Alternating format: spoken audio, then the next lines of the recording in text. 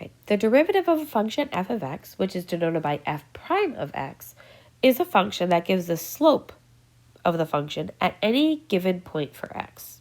Okay, so let's talk about the formal limit definition of a derivative. Okay, so we have the derivative f prime of x is equal to the limit as delta x goes to 0 of f of x plus delta x minus f of x all over delta x, which is what we used in the previous problem.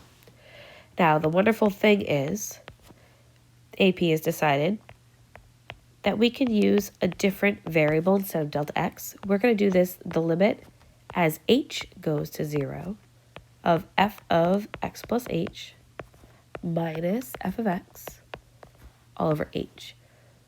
Okay, it's basically the same thing as what we had written before, but instead of writing delta x every time, we're going to write h's. And that's because x's and h's look very distinct, versus x's and delta x's look very similar, and we can get a little confused with the computation down the road. Okay, so an important note to write about this. The derivative gives you the instantaneous rate of change.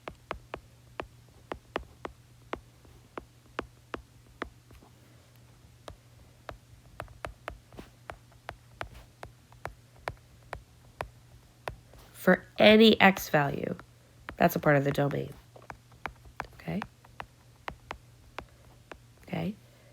The instantaneous rate of change. That's a fancy way of saying the slope of the tangent line. Okay? And make a note to yourself that a secant line instead gives you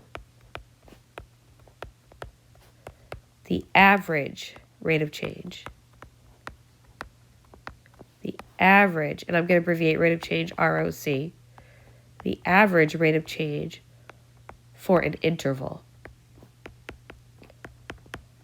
So if you see a problem say, hey, find the instantaneous rate of change, that means find a derivative using this limit process. If it says find the average rate of change, that means we're looking for a secant line over a particular interval, not at a particular point, but over an interval. So we need to get those two things down in our minds.